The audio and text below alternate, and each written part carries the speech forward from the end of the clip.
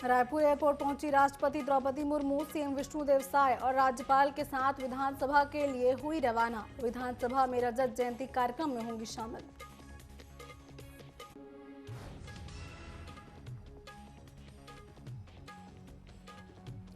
सागर के Bundelkhand medical college में डॉक्टरों की बड़ी लापरवाही, बर्नर से जलकर 18 माह के मासूम की हुई मौत। निमोनिया के चलते परिजनों ने बीएमसी में कराया था भर्ती।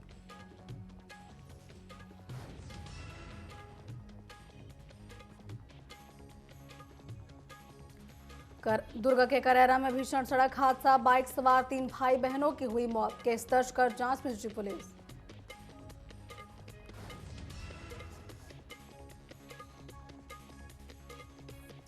रायपुर के शंकर एक्सप्रेसवे में युवक की मिली संदिग्ध लाश, शव के पास से मोटरसाइकिल बरामद। तेलीबांधा थाना क्षेत्र का मामला।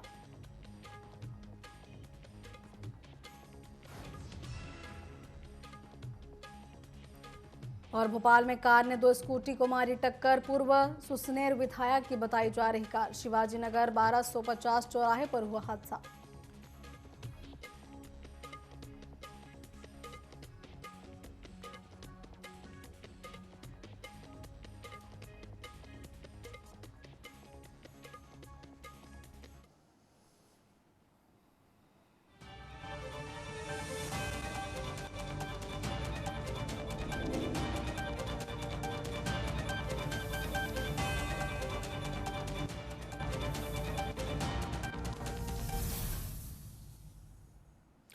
नमस्कार, बहुत स्वागत है आपका रिपोर्टर्स लाइव में। मैं हूं आपके साथ कमलेश्वरी। आपको बता दें कि इस बुलेटिन में हम उन तमाम खबरों पर चर्चा करते हैं जो पूरे दिन सुर्खियों पर रहेंगी। साथ ही अलग अलग जगहों से हमारे सहयोगी, हमारे संवाददाता हमसे जुड़ते हैं और वहां की राजनीतिक व अन्य गतिविधियां भी हमसे साझा करते हैं। सबसे पहले रुक करेंगे मध्य प्रदेश की राजधानी भोपाल का, जहाँ से हमारे सहयोगी गब्बर सिंह ठाकुर हमारे साथ जुड़ चुके हैं। जी गब्बर, जैसा कि आज जो है मोहन कैबिनेट की अहम बैठक भी होने वाली है, वहीं सागर से एक हॉस्पिटल की बड़ी लापरवाही सामने आई है, जहां 18 माह के मासूम की मौत हो गई है। क्या कुछ और अपडेट इस दोनों खबरों में? जी बिल्कुल, देखिए आपको बता दें कि जो आपने कहा कि ये बड़ी लापरवाही निकल के सामने आई है कि जो 18 माह का मासूम है उसकी मौत हुई है और इसमें पुलिस भी, प्रशासनिक टीमें भी लगी हुई। इधर दूसरी तरफ बात करें कि विधानसभा सत्र की, जो बजट का विधानसभा सत्र जो चल रही थी उसका आज आखिरी दिन है, जी। क्योंकि 24 तारीख तक का था और 24 तारीख के हिसाब से आज उसका आखिरी दिन है। लेकिन इसके पहले बता दें, मुख्यमंत्री डॉक्टर मोहन यादव क्योंकि विधानसभा पहुंचे हुए हैं और अब यहाँ पर कहा जाए सबसे पहले मुख्यमंत्री डॉक्टर मोहन यादव कैबिनेट बैठक है जो वो कैबिनेट बैठक में शामिल होंगे। कैबिनेट बैठक होगी, उसके बाद में आपको बता दें कि जो विधानसभा की कार्यवाही है, आज आखिरी दिन है, उसमें भी शामिल होंगे। इधर शाम 4:30 बजे इंदौर के लिए रवाना होंगे। लेकिन दूसरी तरफ जो विधानसभा है, विधानसभा ही आज मध्य प्रदेश की हेडलाइन है और मध्य प्रदेश की सबसे बड़ी खबर है कि विधानसभा सत्र है जो उसका आज आखिरी दिन है। आपको बता दें कि लगभग कहा जाए कि विपक्ष हमेशा ये आरोप लगाता आया है, ये इल्जाम रहता है कि विधानसभा सत्र का कम समय दिया जाता है और जो भी समय रहता है उस समय में कहा जाए कि विधानसभा नहीं चलती है, स्थगित कर दी जाती है अनिश्चितकालीन के लिए, जी। हंगामा का इल्जाम लगा करके। लेकिन इस बार ऐसा नहीं हुआ है। जी तोड़ ताबड़तोड़ हंगामा भी हुआ है। सुबह से शाम तक जब तक भी कार्रवाई चली है, सदन के अंदर भी, सदन के बाहर भी और सड़क पर भी हंगामा किया है। विपक्ष ने जबरदस्त हंगामा किया है, सरकार को घेरने की काफी कोशिश की है। लेकिन जो विधानसभा अध्यक्ष नरेंद्र सिंह जी ने कहा जाए कि पूरी अपनी विधानसभा को चलाया। ये माना जा रहा था कि शुक्रवार को जो विधानसभा की कार्रवाई वो अनिश्चितकालीन के लिए स्थगित कर दी जाएगी, लेकिन ऐसा नहीं बार है। तो आज इसका आखिरी दिन है और आज की हालांकि ये नहीं कहा जा सकता कि ये सदन की कार्रवाई कितनी देर तक चलेगी और हो सकता है कि देर रात तक भी चले, देर शाम तक भी चले, क्योंकि दोनों ही अपने रिकॉर्ड बनाने में लगे हैं। यहाँ नरेंद्र सिंह तोमर का कहा जाए कि वो विधानसभा की कार्रवाई का अपना रिकॉर्ड बना रहे हैं कि लगातार कार्रवाई की जा रही है, सदन में जो चर्चा होती है, विपक्ष और पक्ष के जो मंत्री विधायक हैं, जो सदस्य हैं, वो अपनी बात रखते हैं और उस पर सुनवाई होती है। लेकिन दूसरी तरफ विपक्ष लगातार हंगामा कर रहा है, वो ये नहीं चाहता है कि ये एक रिकॉर्ड बने, क्योंकि अगर ये रिकॉर्ड बन गया तब ऐसे में विपक्ष के लिए कहने को नहीं बचेगा कि विधानसभा की जो कार्रवाई है वो पूरी नहीं हो पाती है या विधानसभा नहीं चल पाती है। अगर आज तक चलती रही विधानसभा, देर शाम तक भी चली विधानसभा, तो विपक्ष के लिए एक बड़ी टेढ़ी खीर बन जाएगी, जो विपक्ष हमेशा इल्जाम लगाता है।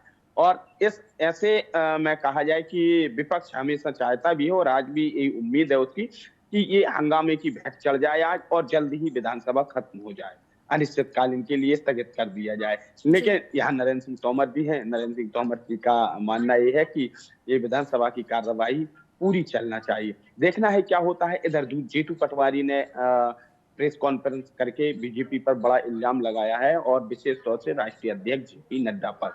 उन्होंने कहा है बीजेपी दलित विरोधी है, एससी एसटी विरोधी है। राजमणि पटेल है जो कि बीजेपी के विधायक हैं और सांसद भी रहे हैं। उन्होंने हाल ही में पटेल पर अपना एक प्रश्न रखा था, जो संयस्त होना है, संयस्त में जो किसानों की जमीन है उसे स्थायी रूप से अधिग्रहण किया जा रहा है। तो उन्होंने कहा है कि स्थायी रूप से नहीं, अस्थायी रूप से होना चाहिए। ऐसे में किसान कहाँ जाएंगे?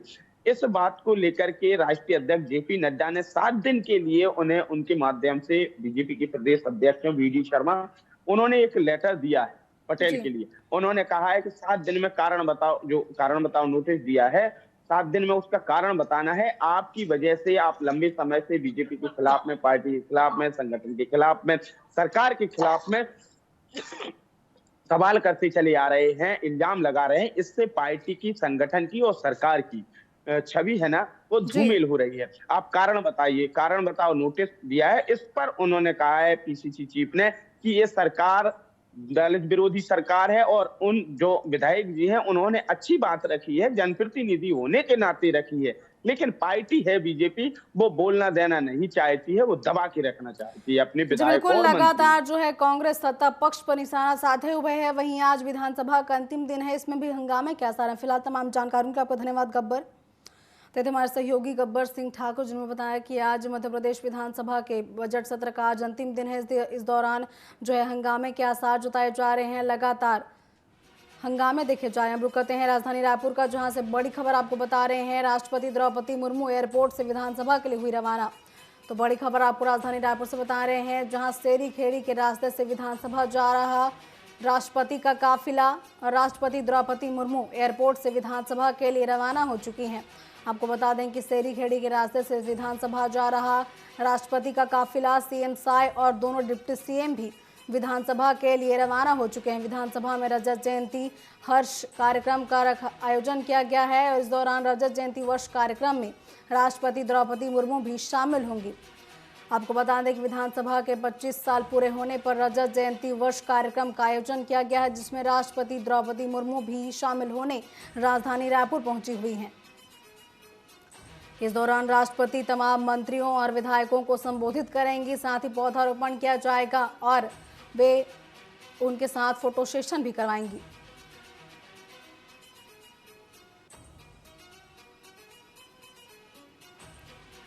बड़ी खबर आपको राजधानी रायपुर से बता रहे हैं, जहां एयरपोर्ट से विधानसभा के लिए राष्ट्रपति द्रौपदी मुर्मू का काफिला रवाना हो चुका है। सेरी खेड़ी के रास्ते से राष्ट्रपति का काफिला विधानसभा जा रहा है। बता दें कि विधानसभा के 25 साल पूरे होने पर रजत जयंती वर्ष कार्यक्रम का आयोजन किया गया है, जिसमें राष्ट्रपति द्रौपदी मुर्मू शामिल होने राजधानी रायपुर पहुंची हैं।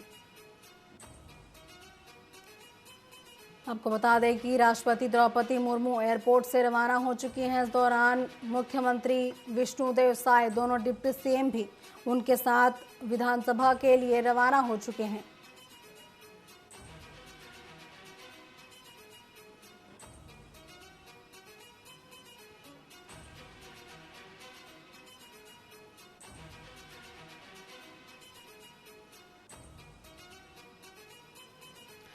इस खबर पर ज्यादा जानकारी के लिए सीधा रुख करते हैं हमारे सहयोगी प्रियांशु कश्यप का। जी प्रियांशु, क्या कुछ जानकारी है? राष्ट्रपति द्रौपदी मुर्मू एयरपोर्ट से रवाना हो चुकी हैं, जहां वे विधानसभा पहुंचेंगी और वहां विधायकों को संबोधित भी करेंगी। क्या कुछ और अपडेट है?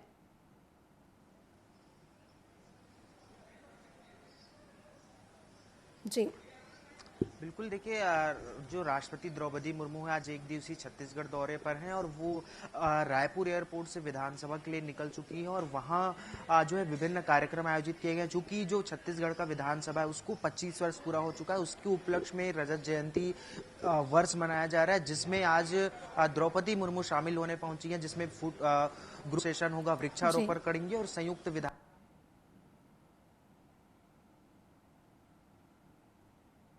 को संबोधित की राष्ट्रपति मुर्मू। तो एक बड़ा कार्यक्रम जो है आज विधानसभा में आयोजित है, जिसमें जो है राष्ट्रपति द्रौपदी मुर्मू सम्मिलित होने पहुंची हुई हैं और तकरीबन 1 घंटे 55 मिनट का उनका छत्तीसगढ़ दौरे का है। वो 12:30 बजे वापस रायपुर एयरपोर्ट पहुंचेंगे और यहां से सीधे भुवनेश्वर के लिए रवाना होंगी। तो उनके जो स्वागत के लिए मुख्यमंत्री विष्णुदेव साय, राज्यपाल, दोनों डिप्टी सीएम समेत जो महापौर है रायपुर की, वो पहुंची हुई थी और उनका स्वागत किया गया है भव्य रूप से और उसके बाद यहाँ से वो रवाना हुई है। वहीं सुरक्षा के कड़े इंतजाम किए गए हैं। राजधानी रायपुर में तकरीबन 900 जवान तैनात किए गए हैं। जिस रास्ते से वो जा रही हैं उस रास्ते को पूरी तरीके से जो है कुछ समय के लिए रोका गया था। सेड़ी खेड़ी होते हुए वो सीधे विधानसभा पहुंचेंगी। तो एक जो कह सकते हैं कि एक सुरक्षा के लिए जिस तरीके से इंतजाम किए गए हैं राष्ट्रपति का, वो विधानसभा के अंदर भी जो है सुरक्षा के जवान हैं, बाहर भी रोड को भी किसी भी प्रकार की कोई अव्यवस्था या अनियमितता की स्थिति ना हो, इसको देखते हुए पूरे ध्यान में रखा गया और जो है सुरक्षा के लिए जो है कड़े इंतजाम भी किए गए हैं। जी जी बिल्कुल, राष्ट्रपति द्रौपदी मुर्मू को की सुरक्षा के लिए कड़े इंतजाम किए गए हैं। फिलहाल तमाम जानकारियों के लिए आपका धन्यवाद प्रियांशु। तैथ हमारे सहयोगी प्रांशु कश्यप जी ने बताया कि राष्ट्रपति द्रौपदी मुर्मू राजधानी रायपुर स्थित एयरपोर्ट से विधानसभा के लिए रवाना हो चुकी है और आपको बता दें कि सेरी खेड़ी रोड को जो है आम नागरिकों की आवाजाही के लिए बंद किया गया और इसी रास्ते से राष्ट्रपति द्रौपदी मुर्मू विधानसभा पहुंचेंगी, जहां वे विधायकों को संबोधित करेंगी और उनके साथ पौधारोपण कर फोटो सेशन भी कराएंगी। आपको बता दें कि जो है राष्ट्रपति द्रौपदी मुर्मू के कार्यक्रम को लेकर तमाम तैयारियां पूरी की गई हैं, वहीं सुरक्षा के पुख्ता इंतजाम भी किए गए हैं। अब रुक कर लेते हैं राजधानी बिलासपुर का, जहां से हमारे सहयोगी सुधीर सुमन हमारे साथ जुड़ चुके हैं। जी सुधीर, ऐसी कौन कौन सी खबरें हैं जो सुर्खियों पर रहेंगी? बिल्कुल कमलेश्वरी, देखिए बिलासपुर में राष्ट्रीय महिला आयोग की सदस्य ममता कुमारी का 2 दिवसीय दौरा है जी। और इस दौरे पर महिला संबंधित जो मामले हैं उनकी शिकायतों की जो निराकरण है उनके लिए आज बैठक की गई है और इस बैठक में बिलासपुर के कलेक्टर अवनीश तरन और साथ ही साथ बिलासपुर के एसपी रजनीश सिंह दोनों मौजूद रहेंगे। और साथ ही साथ जिस तरह से ये देखा जाता है कि सामाजिक जो समाज में जो महिलाओं के द्वारा महिलाओं पर हुए अत्याचारों की सुनवाई को लेकर ये दौरा उनके द्वारा किया जा रहा है और साफ तौर पे जिस तरह से ये बताया जा रहा है कि उनके द्वारा ये बिलासपुर के सेंट्रल जेल और महिला सखी, साथ ही साथ जिला अस्पताल का भी उनके द्वारा निरीक्षण किया जाएगा। देखा जाएगा कि आखिर क्या कुछ व्यवस्था इन तीनों स्थलों पर है, क्योंकि लगातार ये देखते हैं कि बिलासपुर के सेंट्रल जेल की बात करें या फिर जिला अस्पताल की अव्यवस्था की बात करें, लगातार यहाँ से अव्यवस्था की जो खबरें हैं वो खुलकर सामने आती है। यही वजह से जो राष्ट्रीय महिला आयोग की जो सदस्य है ममता कुमारी, वो दौरे करेंगे और देखेंगे कि आखिर क्या कुछ व्यवस्था इन तीनों जगह पर है। अगर कुछ गलत पाए जाते हैं तो कहीं न कहीं उनके द्वारा कड़ी एक्शन लेने की बात भी हो सकता है कही जाए। और लगातार जिस तरह से अव्यवस्था की बात करें जिला अस्पताल में, तो वहां भी लगातार अव्यवस्था रहती है और साथ ही साथ डॉक्टरों पर भी लगातार कई आरोप लगते रहते हैं। इसको लेकर के भी उनके द्वारा दौरा किया जाएगा और साथ ही साथ इस तीनों जगहों के जो संबंधित अधिकारी उनसे भी उनके द्वारा चर्चा किया जाएगा। देखिए बिलासपुर में एक बड़ा आयोजन 30 मार्च को होना है, क्योंकि बड़ा आयोजन इसलिए है क्योंकि भारत के प्रधानमंत्री नरेंद्र मोदी का बिलासपुर जिले के मोह भट्टे में एक कार्यक्रम आयोजन किया गया है, जिसमें तकरीबन 2 लाख से भी ज्यादा लोगों की आने की उम्मीद जताई गई है और तकरीबन ये जो 55 एकड़ जमीन पर भी डोम बनाए जा रहे हैं, यानी कि ये 55 एकड़ जमीन पर ही जो लोग आएंगे और साथ ही साथ जो नेता मंत्री रहेंगे वो तमाम लोग इस डोम के अंदर रहेंगे, क्योंकि ये भी बताया जा रहा है 100 एकड़ से भी ज्यादा ऐसी जगह जो पार्किंग के लिए बनाई गई, क्योंकि 100 एकड़ एक बहुत बड़ा जगह होता है। कमलेश्वरी, लगातार बड़ी पैमाने पे ये जो कार्यक्रम है वो किया जा रहा है। साफ तौर पे कहीं ना कहीं प्रदेश स्तर का कार्यक्रम भी बताया गया है। हो सकता है प्रदेश वासियों के लिए भी प्रधानमंत्री नरेंद्र मोदी के द्वारा कुछ जिस तरह से जो हो सकती है लोगों को एक बड़ी सौगात मिल सके, छत्तीसगढ़ की जनताओं को सौगात मिल सके, बिलासपुर के जो लोग हैं उन्हें भी जो सौगात है वो मिल सके। और साथ ही साथ ये भी बताया जा रहा है कि कुछ निर्माण कार्यों के भी उद्घाटन प्रधानमंत्री नरेंद्र मोदी के हाथों से किया जा सकता है। और इनकी व्यवस्थाओं को लेकर भी लगातार भाजपा के जो तमाम बड़े नेता है और साथ ही साथ बिलासपुर जिले के जो अधिकारी है या प्रशासनिक अधिकारी तमाम ये जो लोग हैं वो लगातार जी। दौरे कर रहे हैं और देख रहे हैं कि कहीं कोई सुरक्षा में कोई चूक ना हो जाए, इसको लेकर के लगातार उनके द्वारा दौरे की जा रही है और साफ तौर पे उनकी सुरक्षा व्यवस्था को लेकर विशेष ध्यान दिया जा रहा है। बिल्कुल कमलेश्वरी, देखिए मौसम को लेकर के भी मैं बात करूंगा क्योंकि लगातार मौसम का मिजाज बदलते नजर आ रहा है, क्योंकि जिस तरह से मार्च का महीना और इस मार्च के महीने में काफी गर्मी पड़ती है, लेकिन मौसम के बदले मिजाज की वजह से ये जो मौसम के तापमान है उसमें गिरावट देखी गई, तकरीबन 3 अंश सेल्सियस का गिरावट देखी गई। और साफ तौर पे मौसम विभाग की अगर माने तो मौसम विभाग का ये कहना है कि आज बिलासपुर जिले के कुछ जगहों पर हल्की बारिश होने की भी संभावनाएं जताई गई है। जी कमलेश्वरी। जी बिल्कुल, लगातार मौसम में बदलाव देखे जा रहे हैं। फिलहाल तमाम जानकारियों के लिए आपका धन्यवाद सुधीर। तो ये थे हमारे सहयोगी सुधीर सुमन, जिन्होंने बताया कि कई ऐसी खबरें हैं जो सुर्खियों पर रहेंगी। वहीं 30 तारीख को जो है 30 मार्च को प्रधानमंत्री नरेंद्र मोदी दौरे पर आ रहे हैं, उसको लेकर जो है तमाम तैयारियां पूरी कर ली गई हैं और जो है आगे की तैयारियां भी की जा रही हैं। अब रुक रहते हैं दुर्ग का, जहां से हमारे सहयोगी सुबोध तिवारी हमारे साथ जुड़ चुके हैं। जी सुबोध जी, ऐसी कौन कौन सी खबरें हैं जो सुर्खियों पर रहेंगी? वहीं जैसा कि आपने बताया था कि वाटर एटीएम को लेकर जो है खस्ता नजर आ रहा है वाटर एटीएम, तो उसको लेकर क्या कुछ अब पहल करते नजर आ रहे हैं? बहुत सही सवाल है कमलेश्वरी जी कि मौजूदा मौसम जो है वो सर चढ़ती गर्मी का है। हालांकि मौसम में नरम गरम चल ही रहा है, बावजूद इसके पानी की कमी को लेकर त्राही त्राही मचने की स्थिति दिख रही है। और इसी त्राही त्राही से बचाने के लिए निगम प्रशासन के द्वारा राज्य शासन के अनुशंसा पर करीब 150 करोड़ से भी ज्यादा की लागत से 18 वाटर एटीएम स्थापित किए गए थे। जो अलग अलग निगमों में ये वाटर जो एटीएम है इन्हें लगाया गया था। और कुछ दिनों चलने के बाद, कुछ महीनों चलने के बाद या कुछ वर्षों तक चलने के बाद बताया जा रहा है कि इन वाटर एटीएमों का उपयोग लगभग खराब, जो मशीनें हैं खराब हो गई, इस कारण उपयोग लगभग नहीं किया जा रहा है। यही वजह है कि शिकायत के बाद भी किसी भी तरह के अधिकारियों ने किसी भी तरह की कोई सुनवाई नहीं की और वाटर एटीएम अभी भी खस्ता हाल में है, कबाड़ के रूप में बहुत जल्द तब्दील होने की स्थिति में है। कमलेश्वरी जी, एक दूसरी बात और है कि अगर बात करें रिसाली नगर पालिका निगम की, तो राजनीतिक जो सरगर्मियां हैं जो तेज चल रही हैं नगर पालिका निगम रिसाली को लेकर चल रही हैं। अगर कल परसों की बात करें तो एमआईसी के 2 मेंबर और अन्य 3 निर्दलीय पार्षद जो हैं भारतीय जनता पार्टी का उन्होंने दामन थाम लिया है। ललित चंद्राकर के निवास पर पहुंचकर उन्होंने भाजपा का दामन थामा है, उनका स्वागत किया गया।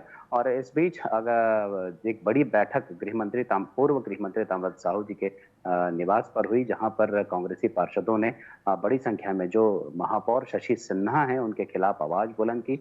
उनका कहना है और ऐसा मानना भी है कि महापौर शशि सिन्हा की पकड़ कांग्रेसी पार्षदों के बीच काफी कमजोर हो गई। यही वजह रही कि एमआईसी के 2 मंत्री एमआईसी के भारतीय जनता पार्टी की ओर उन्होंने रुख कर लिया और साथ ही निर्दलीयों ने भी रुख कर लिया। तो ऐसे में अब 20 पार्षद भाजपा के पास हैं तो और 20 पार्षद कांग्रेस के पास हैं। ऐसी स्थिति में आगे हो सकता है कि और ज्यादा गतिरोध देखने को मिले, क्योंकि ऐसी स्थिति में भारतीय जनता पार्टी दावा कर सकती है नगर पालिका निगम में शहर सरकार बनाने को लेकर एकमात्र पार्षद की और अतिरिक्त आवश्यकता भाजपा को होगी शहर सरकार बनाने के लिए। दूसरी बड़ी बात है कमलेश्वरी जी, राइट टू एजुकेशन, निर्धन परिवार के बच्चों को अच्छी तालीम देने के उद्देश्य से राइट टू एजुकेशन यानी कि शिक्षा के अधिकार के तहत निजी स्कूलों में भर्ती की व्यवस्था सरकार के द्वारा की गई है।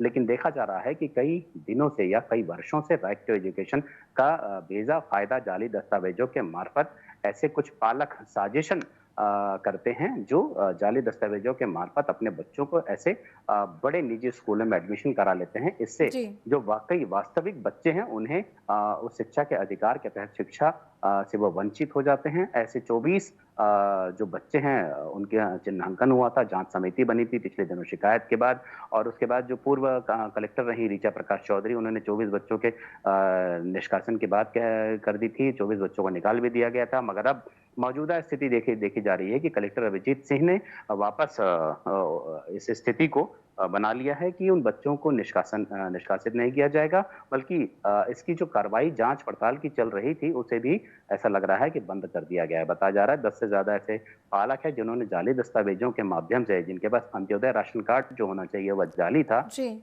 उसके माध्यम से अपने बच्चों को एडमिशन दिला दिया था। और 140 से भी ज्यादा और ऐसे पालकों और उनके बच्चों और स्कूल संचालकों के खिलाफ जांच के आदेश भी थे, जिस पर अब अर्ध विराम लगता दिखाई दे रहा है। कहीं ना कहीं इसमें मिली भगत दिखाई दे रही है कि नोडल अधिकारी जो होते हैं इस चीज के लिए और जो पालक होते हैं और स्कूल प्रबंधन होता है, इन तीनों के मिली भगत से ही इस तरह की बड़ी धर्राशाही या लापरवाही किए जाने की स्थिति दिखाई देती है। तीसरी बड़ी बात है, नगर पालिका निगम दुर्ग की बात करें तो स्पैरो कंपनी को पिछले वर्ष में राजस्व वसूली का लक्ष्य दिया जाता था, राजस्व वसूली का काम दिया गया था अनुबंध के मुताबिक, और 7% कमीशन पर अनुबंध के तहत उन्हें वे राजस्व वसूली करते थे। लेकिन स्पैरो कंपनी के फर्जी होने के बाद, उस पर फ्रॉड की शिकायतें के बाद जब स्पैरो कंपनी को हटा दिया गया, निकाल दिया गया, तो अब राजस्व अधिकारियों ने दिलचस्पी दिखाई और विधानसभा लोकसभा चुनाव, निगम चुनाव के बावजूद लगभग 39 करोड़ से भी जो लक्ष्य था उसमें 32 करोड़ रुपए के आसपास के राजस्व वसूली कर ली गई है। बताया जा रहा है कि 35 से 40 वर्ष पुराने जो विवादित मामले थे, जो सिनेमा घर थे या कोई मछली संघ का कार्यालय था या अन्य कोई भी व्यवसायिक परिसर थे जो वर्षों से विवादित थे और उसकी वजह से उनका संपत्ति कर नहीं बटाया जा रहा था, तो ऐसे संपत्ति कर की भी वसूली राजस्व अधिकारियों ने कर ली है। कमलेश्वरी जी बिल्कुल, राजस्व में इससे बढ़ावा होगा कि राजस्व जितना वसूला जाएगा उससे कहीं ना कहीं राजस्व में बढ़ावा भी देखने को मिलेगा। फिलहाल तमाम जानकारियों के लिए आपका धन्यवाद। तो हमारे सहयोगी सुबोध तिवारी जी ने बताया कि कई ऐसी खबरें हैं जो सुर्खियों पर है। वहीं शिक्षा विभाग की एक बड़ी लापरवाही सामने आई है, जहां अंत्योदय कार्ड के अंतर्गत जो पात्र छात्र थे उनको ना जगह देकर जो अपात्र थे उनको भी जगह दी गई है। अब रुक लेते हैं उत्तराखंड का, जहां हमारे सहयोगी विकास जुड़ चुके हैं। जी विकास, ऐसी कौन कौन सी खबरें हैं जो सुर्खियों पर रहेंगी आज?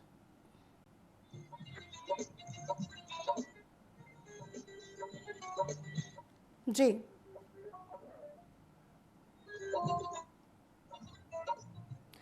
जी विकास, आप मुझे सुन पा रहे हैं?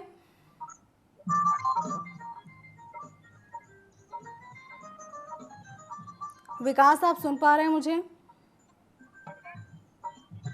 जी विकास, ऐसी कौन कौन सी खबरें हैं जो सुर्खियों पर रहेंगी आज? कार्यक्रम है